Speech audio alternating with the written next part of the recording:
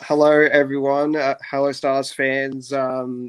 This is Mighty Melbourne Stars here. We got a very special guest on the podcast. We got ICC Jimbo. How are you? Going well, thanks. How are you going? Well, reportedly. Yeah, not too bad. Yeah, it's good to have you on here to get your knowledge on the IPL T20 and Melbourne Stars. It's good fun to have you on. Thank you. Where do you want to start? We'll start with the IPL and your knowledge on that. Like, how did you get into the IPL? Uh, how I got into the IPL. Yeah. If I'm being honest, with my YouTube and all that, I realized that there was a little bit of a gap between major events for streams and all that. So I'm like, how can I consistently keep streaming throughout the year? So I had to pick and choose what I'm going to do.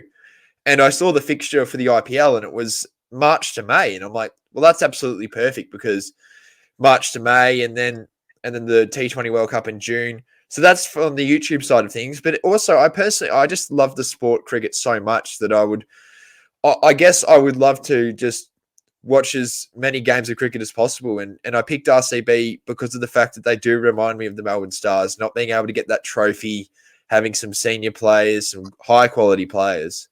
So yeah, that's all I can really say. Like I've really loved it. It's been good, and it's really high quality stuff. Not so much for the bowlers, but for the batters. You can see the best batters there, and a couple really good up and coming batters like Jake Fraser McGurk has been playing really well for Delhi, and they're small grounds, so obviously easier for the batters, but there's obviously some high quality bowlers there as well, a couple of Aussies. So yeah, I really loved it. And for qualification, I guess for RCB, we've got it. If it reminds you, here's the way I can say it that because I assume you don't watch much, do you, or not really? Oh, so I'm trying to get into the IPL. It's just like because I've got stuff on personally. It's hard to stay up and watch the whole innings of the IPL, and they just post like ridiculous scores and everything. I'm like, how do they do it? Like, if it is it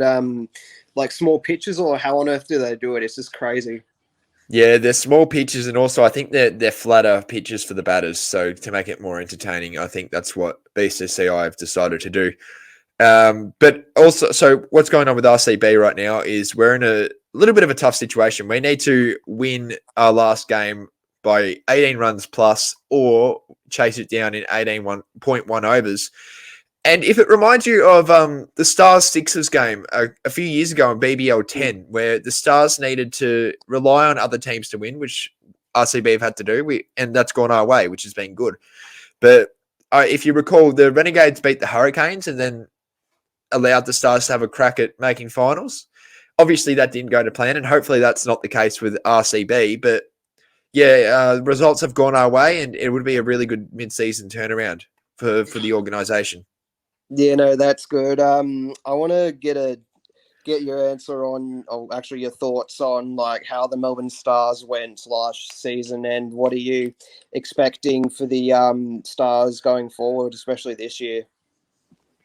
Yeah, so obviously I was at the Gabba, so I was there for the first game, and I've realised for all the games that we lost last season, we just weren't really in the game, if you know what I mean. So, like the Gabba game, we were dominated. The game against Perth at the MCG, we were dominated. Albury was a little bit closer, but still was easily chased.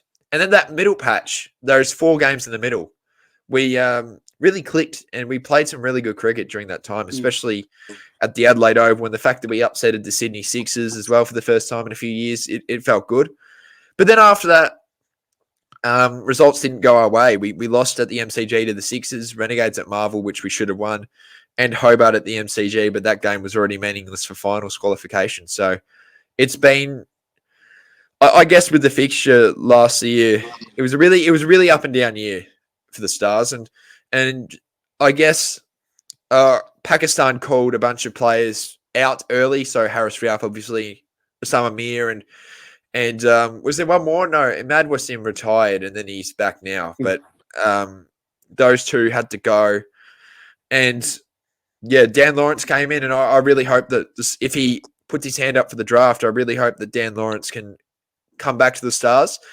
And also, another player that I would pick from the IPL, and he plays for RCB, his name is Will Jacks from Mm. England.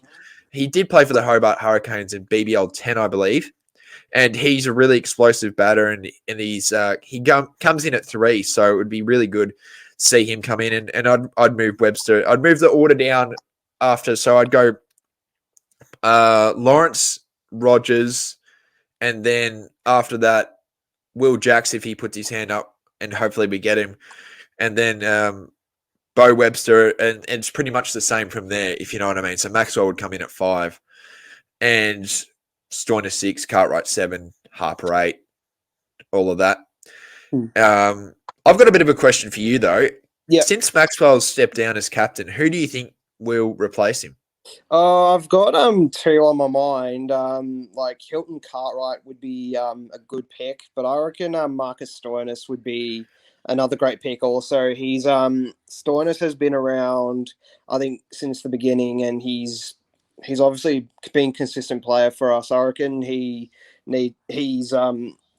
they're both worthy of captain material, but I just think Stoinis has a lot more to offer than Cartwright. But I'll be happy with either Cartwright or Stoinis. I'm going to disagree with you. I'm going to go Cartwright, and I believe Cartwright because of his form has been great in the last couple of BBLs, and I feel like Stoinis doesn't really like the game that Stoinis captained against the Scorchers. It went horribly. Let's be real. Yeah. I don't know if obviously he's doing well in the IPL, so bravo to him, and hopefully he does well in the World Cup for Australia. But in the BBL, he hasn't been so good, unless it was at the Adelaide Oval, the last 2 great performances from him. Yeah. And I don't know, I feel like Cartwright's got, he's not as recognisable, and also he's got that leadership quality that I think the Stars desperately need. Obviously, I'm disappointed Maxwell stepped down because he is a sensational leader, but I think Cartwright would be the suitable replacement. Yeah, I also want to get your thoughts. I put a post on Instagram with the screenshotting the Stars BBL, the fan page. They said that there's potential signings of Tom Curran and Hamish McKenzie from the Scorchers. I just want to get your thoughts on if we need those players. Look, would they be international signings? Tom Curran's international, isn't he? I think he's international, and I'm not sure about McKenzie from the Scorchers. What's McKenzie, right? What's his first name? Sorry, I'm just going to search it. I think it's Hamis, like Hummus, or I don't know, what do you call him? McKenzie. Yeah, McKenzie. It's not coming up, but I'll assume that he's domestic. I know Tom Curran is international, and he also plays for RCB. And look, I would not pick Tom Curran. Not pick Tom Curran? Okay. McKenzie, I don't know. I don't really know much about him, obviously, because I don't even recall the name. So, unfortunately, I can't give you any detail on that. But that's okay. Yeah, do you have any news on like the international draft and what's going on there, or has it just been quiet? Yeah, it's been a bit quiet. I haven't really heard much. Sorry, I've just got to get the lighting. But the Big Bash draft's usually in September, so it's obviously way too early to really have any information or scoops about it. But I'll certainly be intrigued on what we do. Hopefully, we don't go for Rashid Khan again, because I don't agree with that personally. Yeah. What would you think? Would you pick Rashid Khan? No, I honestly don't think we should. Just because like he's obviously going to get picked up by the strikers again, and we just need I don't know, just someone who's gonna be consistent for us, and just be smart with his batting, and if he's bowling, I think we need an all-rounder personally. Yeah, I agree. Wait, with Rashid Khan, he didn't play last season, right? Can he still be retained since he didn't play? I think he still can. Yeah, because I thought I swear that they said that if they didn't play a year, they can be picked by anyone. But I don't know. Maybe because he was on the squad, technically he can still be retained. But I think instead of a draft, we should do an auction. Oh, really? Just like the IPL, I think it's good, and then have certain players that you can retain every year. So, like for an example, for RCB, we'll retain Virat Kohli, and the Big Bash should do the same. Like we'd retain Glenn Maxwell, and then a couple of other players, and then you go to an auction and try and bid for the best player that would suit your current list instead of a draft. I'm not really a fan of the draft system, if I'm being completely honest.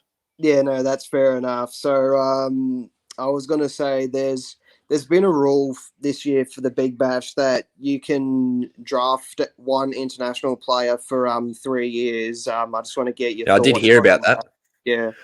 Well, I certainly hope that the Sixers don't sign James Vince for 3 years because he is the captain of my T20 team. So hopefully that's not the case because obviously I think for that signing, I believe reading into it, they have to be fully committed to the Big Bash for the 3 years because there's obviously two leagues running at the same time, the SA20 in South Africa and the T20 in Dubai and the United Arab Emirates. Excuse me. But yeah, I think it's a good idea, but I don't know if players will necessarily want to do it because of the amount of money that they're being offered everywhere else in the world. It's Cricket Australia aren't offering the biggest amount of money. Obviously, I think that's Dubai. I believe that league is currently offering the most money. Amount of money. So yeah, it just really depends. I think. Well, as I said, I think it's a good idea, but let's just see what the commitment is for the players, and if they are willing to do it, then hopefully it can be as high quality as it was previously. Yeah, I was going to. My topic was going to be the T20 test of the T20 World Cup squad that came out. I just wanted to get your thoughts on if the selectors got it right this time, and how do you think we'll go in the World Cup? I think the selectors made one mistake, and that was Jake Fraser-McGurk missing out and Cameron Green being included. I feel like Fraser-McGurk's IPL form has been unbelievably good.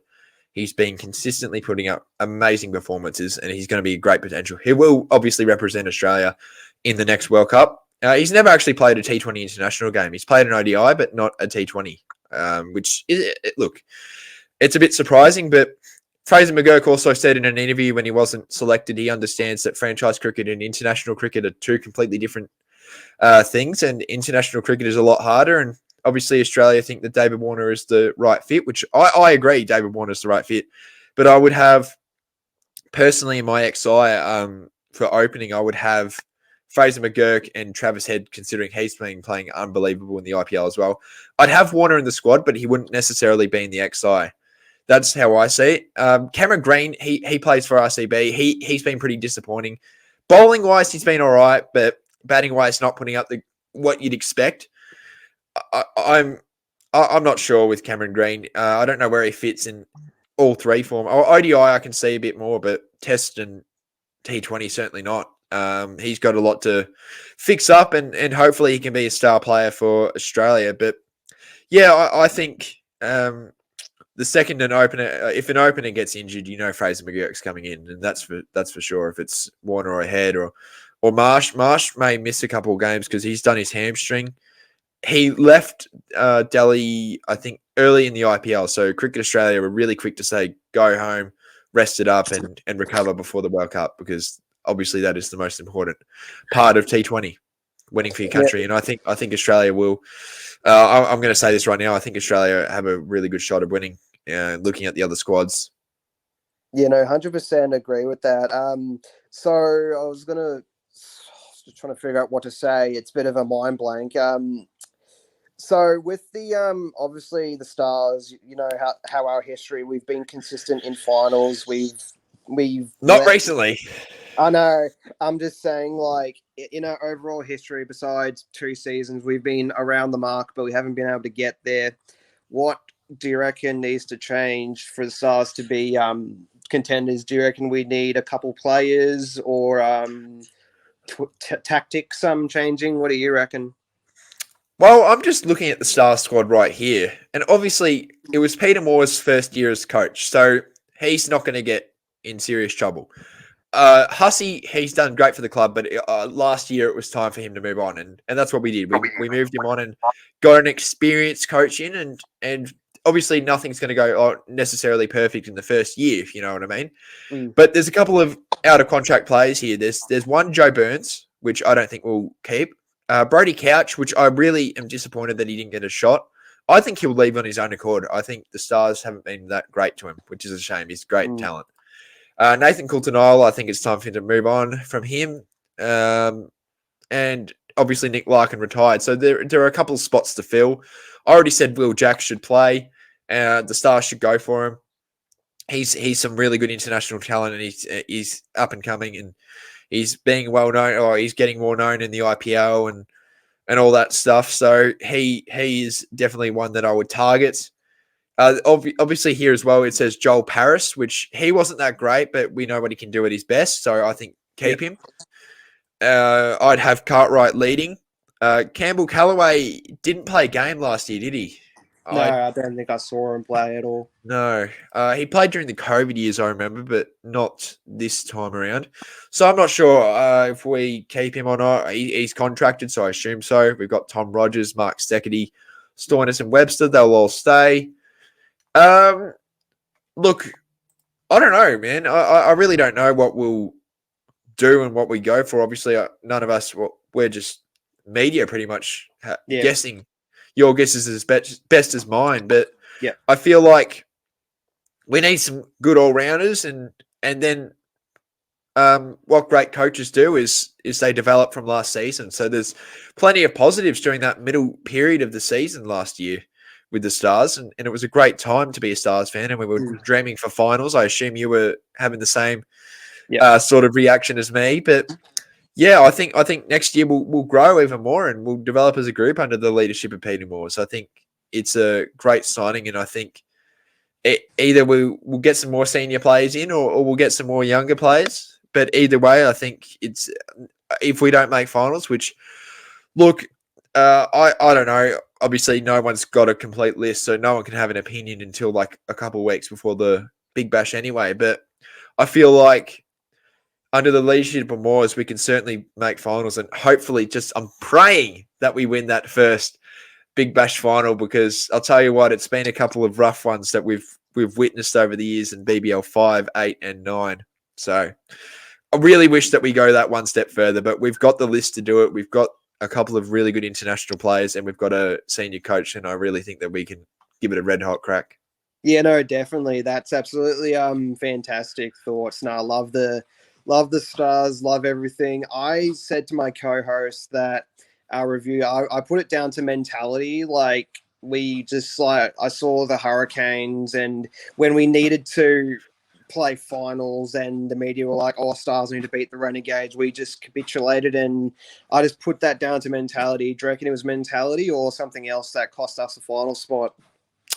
I think the Renegades definitely showed up in that game, and being there live, seeing it, it was obviously really disappointing. But obviously, Aaron Finch retired, so that was his last game. So I'm sure they wanted to play for Finchy, and they certainly did. They played tremendous, and they outplayed us with a ball. And Fraser McGurk did Fraser McGurk things, and yeah, just really they outplayed us. And I don't know, Scott Boland is necessarily the great. I don't think he's the greatest T20 player. He's certainly amazing in red ball, but I don't know. They seemed to smack him a lot when he was playing, and he didn't win a single game for us this time around in his second stint at the team. So obviously he's contracted next year, but I don't know if he'll necessarily play every game because he'll be in the test squad when we play India. So the only reason he played for us, I believe, he was released because he wasn't going to play. So they had Hazelwood, Cummins, and Stark. Obviously, that's the three quicks.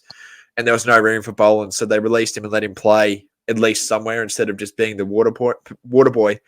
So it's a good thing, but I think Scott Boland certainly has a couple of things to do with T20, and I think we can seriously, push for finals if we can get a good list going, which I'm sure the management is currently working on with a couple of players, and there'll be a captain announced soon before the draft, I assume. And Yep. yeah, that's all I got to No, say on that.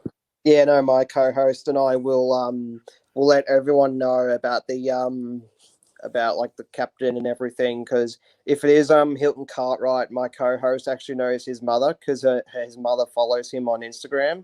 So hopefully, if he's the captain, we can get his mum can get Cartwright on the episode, and we can ask him some questions and everything. That would be massive, wouldn't it? That would be big. Yeah, That would be that's really good.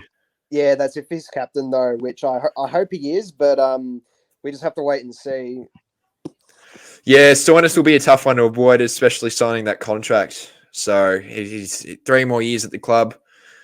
I don't know how long Cartwright has left, but certainly they'll want to go for someone with the commitment to the Stars, and both players equally deserve that. And I think if one's the captain, the other one will be the vice captain, certainly. Yeah, and with the like this will be the question that'll put the test. Who do you reckon will have a breakout year for the Stars, and who will have a and who's the player that needs to improve or is under the pump? That's a good question. I was going to say Joe Burns, but he's obviously out of contract and we don't know.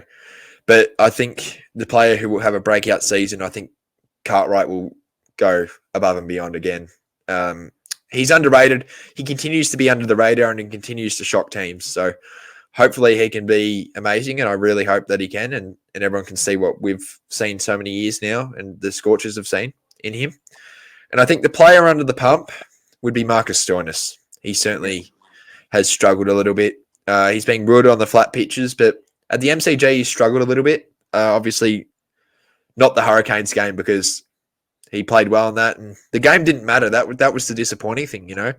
Like the time that he showed up was pretty much the game that didn't matter, and that hurts. But yeah, I think Stoinis is under the pump.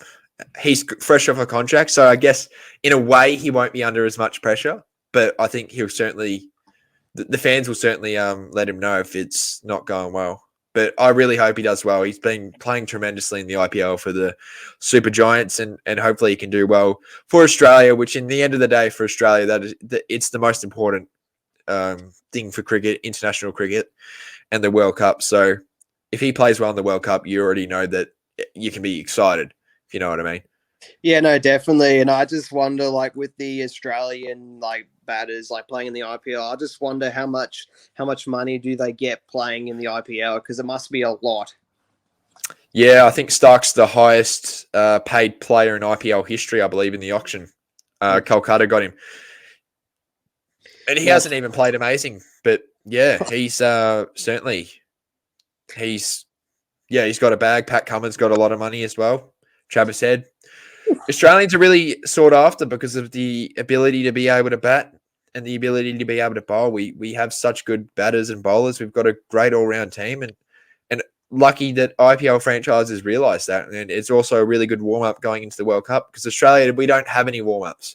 Our last warm-up was New Zealand in New Zealand back in March. So it's been a while. So it's good to warm them up. Yeah. Another player that I actually think was robbed, I'll say this, Spencer Johnson. He's been playing really good cricket. Okay.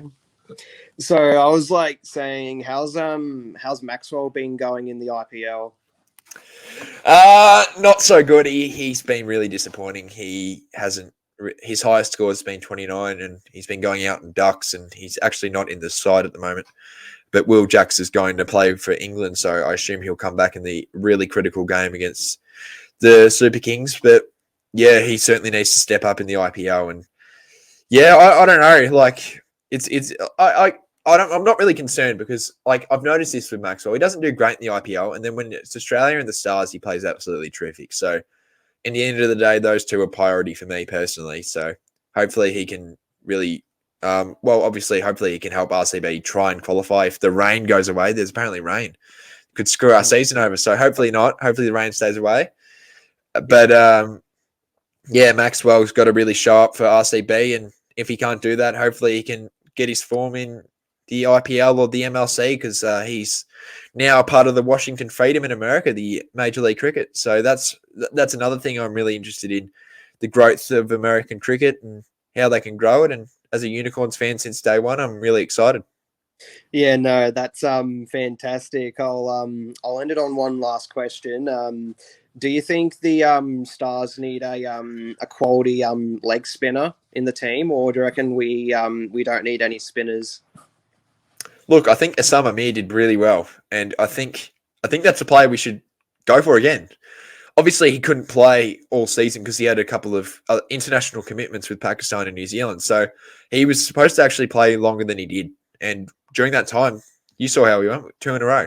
So I certainly think Osama Mir, perfect. After that, Imad Wasim didn't do amazing, but I'm not. I don't know if we're going to go for a spinner. You better hope it's a high quality spinner and we get it in the first round of the draft, wherever we get in the pick, because obviously there's I believe it's a lottery for the draft. So Yeah, I think we're in 1 to 4, aren't we? yeah, that's what because I saw on Facebook the BBL posted something and it said like the teams who finished out of the finals, like the Renegades, the Hurricanes, and us. I think we're eligible for like the first few picks, and then like whoever finished high gets like the later picks, if you know what I mean. Yeah. I knew that, but I just meant like I wasn't sure if the Stars were at the start or not, because considering obviously there's Hobart as well and they missed out and we were in the similar position. So just wondering with that. But yeah, I certainly think we should go for a high quality spinner, and I'm not sure who it is, because obviously Indian players aren't allowed in foreign leagues, which is a real shame. I heard BCCI, the board of India, pretty much said the reason is because they don't want, because obviously Indian players are money makers, and unfortunately greed has taken over there, and they've wanted to keep them. So yeah, we won't be seeing the likes of Virat Kohli and any of that. But I believe after Indian players retire from international and domestic cricket, which includes the IPL, they're able to just freely go across. So who knows if someone like Virat Kohli retires in a couple of years and he retires from the IPL and he can come to the Stars. Who knows? Yeah, How good would that be? How good if would that be? if he came to the Stars, I'd be like, yep, all hats off, Stars for the title, let's go. Well, he's been unable to do it with RCB, similar to Maxwell. So Yeah.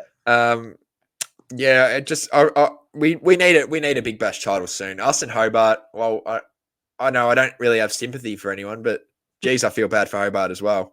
They understand the pain that we're going through. Not 100% because they haven't been as successful, but yeah, we've had such good lists in the past, and I've been a 10-year member and so close so many times, so close, and just so far as well. It just it breaks your heart. Yeah, it's been frustrating, but this is why my co-host and I made the podcast. As every loss, every win, we'll jump onto StreamYard, we'll get a couple fans, and we'll rant and we'll have a good chat and a good cry if we win or lose. It's the place to come on and rant, pretty much.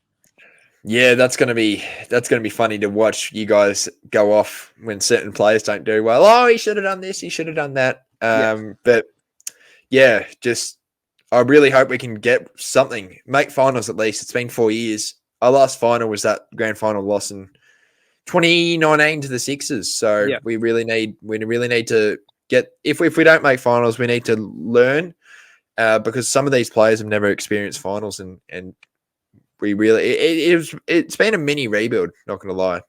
A mini rebuild for the Stars, and hopefully under the leadership of Peter Moores we can really push for finals. Yeah, no, 100%. Nah, I'll do the closing outro, and yeah, we'll go from there. I'm Mighty Melbourne Stars. Thank you for listening, Stars fans.